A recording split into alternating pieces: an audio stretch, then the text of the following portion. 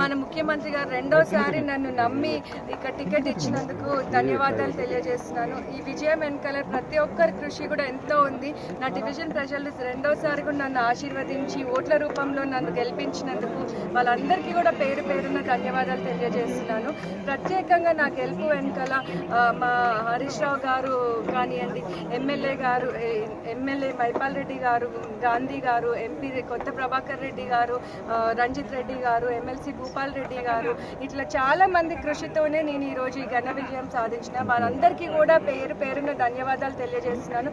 ఇంకా మన municipal minister KTR గారి ఆశీర్వాదం కూడా నాకు ఎప్పుడూ ఉంది. ముందు ముందు కూడా వారి అందరి ఆశీర్వాదం నా మీద ఇట్లనే ఉంటే నేను ఎలక్షన్స్ అప్పుడు ఇచ్చిన హామీలు అన్నీ కూడా ప్రతి ఒక్కటి నెరవేరుస్తానని తెలియజేసుకుంటాను.